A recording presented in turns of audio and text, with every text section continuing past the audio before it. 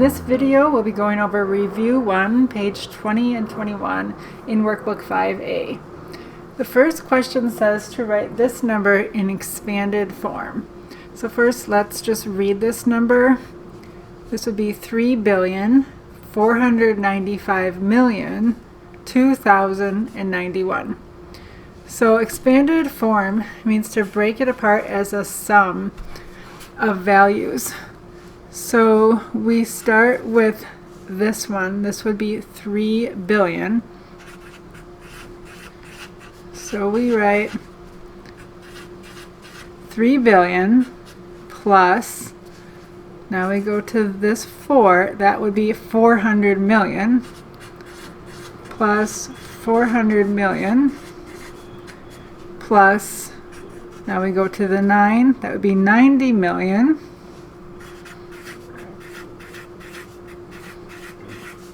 plus, now we go to the 5 million, and now we have no 100,000s, no 10,000s, but we have 2,000, so plus 2,000. We have no hundreds, but we have a 90, and we have a 1. So that would be the expanded form of 3,495,002,091. You're just taking each place value and writing the value of each, adding it all up, and that equals that number.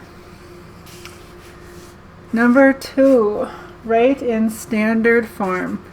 The first one is 60 millions. So we're going to write that in standard form. This is standard form. So what I like to do is I like to make my place values, and then I can just fill them in. Remembering that these are our ones, these are our thousands, and these are our millions. So we are just given 60 millions. So we'd go 60 million. Fill in thousands, fill in ones. It'd be written like that. The next one says 5 billions and 605 thousands. Okay, so again, I'm going to write my place values and just fill them in. I'm going to need billions this time, so I need 4 periods or families. I need the ones family, I need the thousands, I need the millions, and I need the billions. So now I can fill them in. I have 5 billion, so I put it in the 1 billions column. 605 thousands, here's my thousands, so I have 605 thousands. I don't have any millions, and I don't have any ones. So we get 5 billion, 605,000. The next one says 7 millions, 80 hundreds. Alright, so we're into the millions, so I need a millions family, a thousands family, and a ones family. I'm just going to label them again. I have the ones family, the thousands family, the millions family. And I have 7 million, so I put a 7 there, and 80 hundreds. Okay, so I have no thousands. I'm going to fill those in. 80 hundreds. So in the hundreds column, I would have 80. Well, we know that each group of 10 hundreds actually is 1,000. So here I have 8 groups of 10, because that's 80 hundreds. So actually I have 8 groups of 10, so I have 8 thousands. So actually this ends up being that 80 hundreds puts an 8 in the thousands. So it ends up being 7,008,000. So that's a challenging one. You won't see something like this on the test. But if you can understand that, then you're doing really well with understanding place value. The next one is 4 billions, 2 millions, 3 thousands. Alright, so we need into the billions for this one. So I need 4 families. I need the ones, I need the thousands, I need the millions, and I need the billions. So now we can fill it in. I have 4 billion. I need 2 million, 3,000.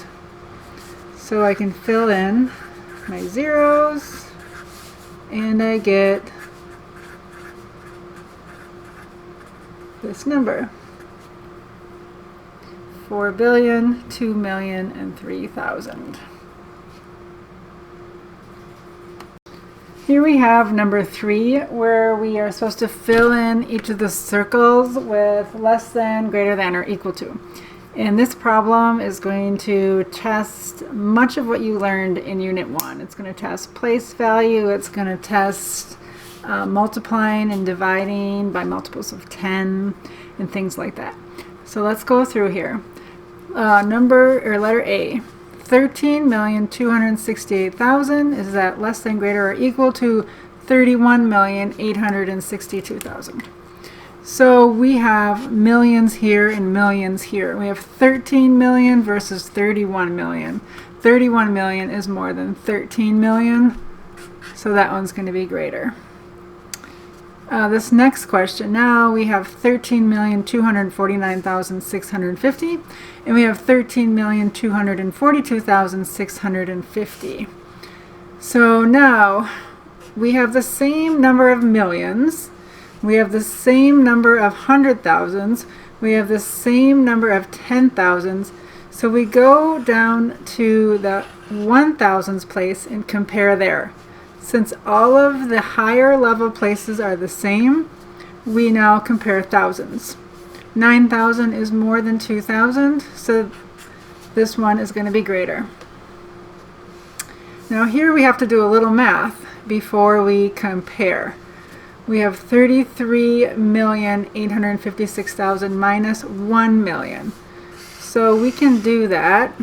33 million, just take away 1 million would be 32 million. We still have our 856,000. How does that compare to 30,856,000? Well, we can compare millions. We have 32 million and 30 million. 32 million is more than 30 million. So that's greater. Now we have 657,300 plus 10,000. So we need to do our math again first before we can compare to this other number. We're going to add 10,000. So if we look at this, 657,000 plus 10,000, so 657 plus 10 would be 667. 300. So 667,300. We're going to compare that to this number. It looks like they're equal. Now we're on to the letter E, 37,000 plus 8,000. So if we add our thousands, if we add 37 plus 8, that's 45. So we have 45,000. And over here, we got to do a little math too. 50,000 minus 4,000. So we can just take the 50 minus the 4. The 50,000 minus 4,000, so 50 minus 4 would be 46. 46,000. So 46,000 is more than 45,000. Now we're multiplying. 80,000 times 3. Here's where we can do our leading digits. 8 times 3 is 24. And then add our trailing zeros. 1, 2, 3, 4. We get 240,000. We do the same thing over here. 6 times 4 is 24. We have 3 trailing zeros, 24,000. So 240,000 is more than 24,000. Because 240 is more than 24. Also, this one has an extra place value. This one goes into the 100,000s. This one only goes into the 10,000s. The last one, 400 times 50. Again, we can use our technique of multiplying our leading digits. 4 times 5 is 20. Add our trailing zeros. We have 3 of them. And now over here we have a division. And we also learned a technique for that. We said find a factor of this one that's divisible by 5. Well, actually, we could first divide both by 100, getting rid of 2 zeros. Now we can take this 10 divided by the 5 and get 2, and then add these 4 zeros back on. 4. And we get 20,000. So they end up being equal. Okay, we're on number 4 now, where we have to estimate the value. So that's why I tried to write these little squiggly signs here. We're not saying what it's equal to, but what it's about, or approximately. So for the first one, 6,903 times 22. So what is that approximately? So I would probably round this to 7,000. It's pretty close. And this to 20. Now I can just multiply my leading digits. 7 times 2 is 14. And add my 4 trailing zeros. 1, 2, 3, 4. And get 140,000. So that's approximately what that is. Okay, so now let's go to the next one. 8,548 times 329. So I'd probably round this up to 9,000 and this to 300. Now we can take our leading digits. 9 times 3 is 27. And we have 1, 2, 3, 4, 5 trailing zeros. 1, 2, 3, 4, 5. 2,700,000. This one, 9,869 times 899. Okay, so this one, this is almost 10,000 because we have 9,869. So I would round that up to 10,000. And then this one I'd round up to 900. So now I can just take my leading digits, 1 times 9, add my 1, 2, 3, 4, 5, 6 zeros. 1, 2, 3, 4, 5, 6. 9 million. 37,496 divided by 600. So now we're doing division. And we need to be more particular about what we round to, because we want to have something that easily divides. So I'm going to first round the 603 because I think 600 would be good there. It's very close. So now what I want to do is I want to round this number to something where its leading digits are divisible by 6. And I know that 37 is close to a multiple of 6. It's close to 36. So I am going to approximate that number to 36,000. And the reason I'm doing that is because now, when I divide, it makes it easy. I can first divide by 100, then I divide by 6. 36 divided by 6 is 6. And I have the 1 0 left, and it's 60. So I'm going to use my same reasoning up here. I am going to first round my divisor to 7,000. Now I can think about my dividend. I want, again, the leading digits that I round it to be divisible by 7. And I see here it's 55. Is there a number close to 55 that's divisible by 7? Hopefully you know 56 is divisible by 7. So if I round it to 56,000, now I can easily divide. First I divide by 1,000. I get rid of 3 zeros. Now I divide by, now I can just do 56 divided by 7, which is 8. And my last one. Again, I like to first round my divisor because then I can choose my dividend wisely. So I want to divide by 8, so I need to round this dividend so its leading digits are divisible by 8. 71 is close to 72, which is a multiple of 8. So I'm going to do that. 72,000. Now, to divide by 8,000, I can first divide by 1,000, getting rid of 3 zeros. Now I can do 72 divided by 8 is 9. Moving on to number 5, find the common factors of 18 and 24. So to do that, we find the factors of each. So first 18. We have 1 times 18, 2 times 9, 3 times 6. And we get here in the middle, 4 and 5 are not factors, so we're done. And for 24, we can always start with 1 times 24, 2 times 12, 3 times 8, 4 times 6. And it looks like we're done again because 5 would be in the middle and that's not a factor. So now we need to find the common factors, so I'll just circle them. So 1 we never count as a common factor because that's always common. So 2, 3, 6, and I think that's it. So 2, 3, and 6. I guess the answer key does also include 1, so I guess you could do 1, 2, 3, and 6. Okay, and then number 6, find the first 2 common multiples of 8 and 12. So now we're doing multiples, not factors. Multiples is counting by. So if we're doing the multiples of 8, it's like our 8 facts. 8, 16, 24, 32, 40, 48. Maybe that might be enough, so we'll stop. If not, we'll continue. Then 12s, 12, 24, 36. Joe, can you turn that off? 48. I think we have enough. So the first 2 common multiples.